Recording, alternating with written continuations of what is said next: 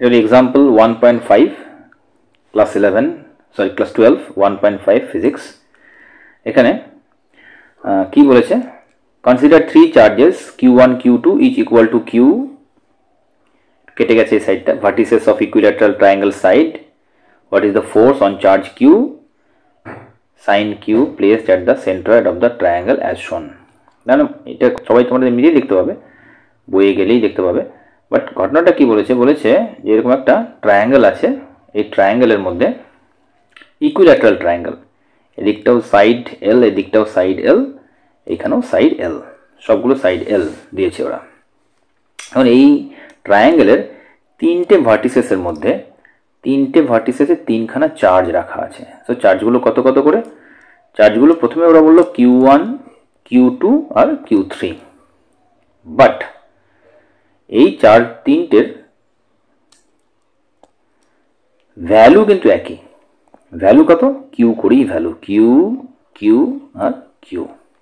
ওকে, তো প্রত্যেকের ভ্যালু এক, তার মানে আমি ধরে নেব যে প্রত্যেকটা চার্জই কত ভ্যালুর আছে, কিউ করে আছে।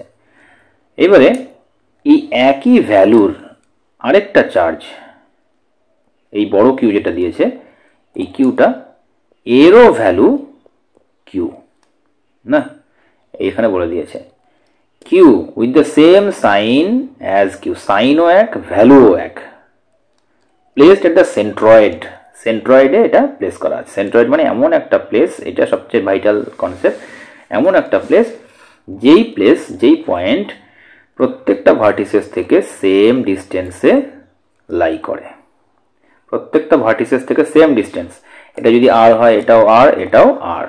ওকে, সো প্রত্যেকটাই আমাদের আর আছে ডিস্টেন্স, সেন্ট্রয়েডে রাখা আছে। এবার বলছে যে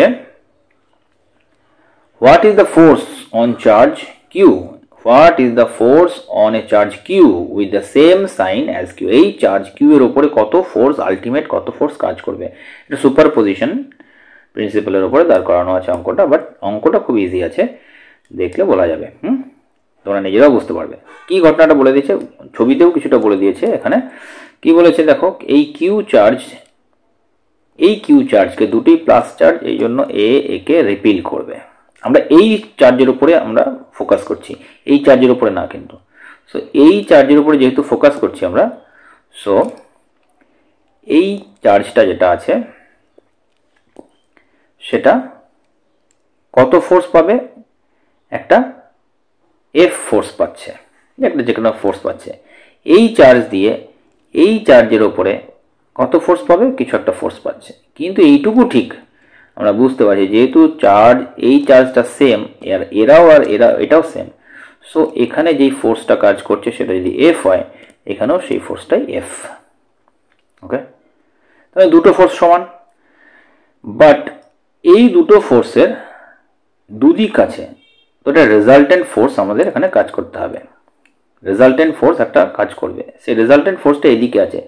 এইবারে এই রেজাল্টেন্ট ফোর্সটা যেটা আছে, সেই রেজাল্টেন্ট ফোর্সের ভ্যালু কত, সেই ভ্যালুর ফোর্সটা এই যে চার্জটা আছে, এই চার্জ কিউবের ওপরে যেই ফোর্সটা দেবে সেই ফোর্সের সমান। তো আগে এই রেজাল্টেন্ট ফোর্সটা কত সেটা বের করে ফেলি। ওকে, তো এই ফোর্সটা বের করার জন্য আমরা কি করলাম, রেজাল্টেন্ট ফোর্সের একটা ম্যাগনিটিউড কত হয় সেটা বের করে ফেললাম। কিভাবে দেখো, এই ফোর্সটা এফ, ইয়েস অর নো, এই ফোর্সটা এফ, এই ফোর্সটাও এফ। এবারে সবগুলো F force, F F F. এবারে এই তিনটে জিনিস যদি সেম হয়, সেম ম্যাগনিটিউড হয়, আর টোটাল অ্যাঙ্গেলটা যদি আমাদের 360 হয়, তাহলে পরে এক একটা অ্যাঙ্গেল কত হবে, 120 ডিগ্রি করে হবে, নাকি না? 120 ডিগ্রি করে যদি হয়, আর এদের ফোর্সটার ভ্যালু কত হচ্ছে, তাহলে দেখো ফোর্সটার ভ্যালু হবে হচ্ছে আর স্কোয়ার।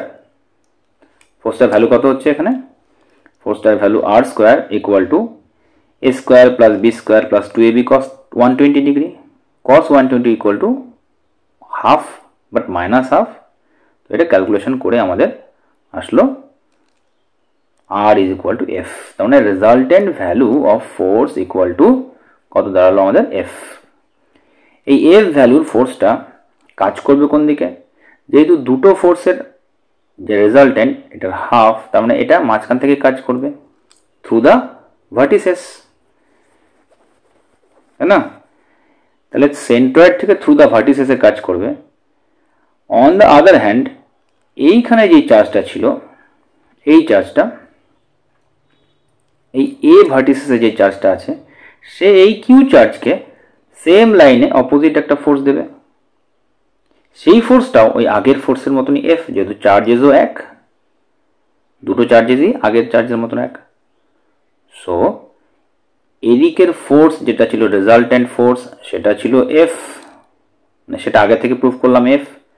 আর যেটা নতুন ফোর্স সেটাও এফ, বাট একটা আর একটার অপোজিট। সো ক্যান্সেল আউট করে টোটাল ফোর্স হবে 0। ওকে।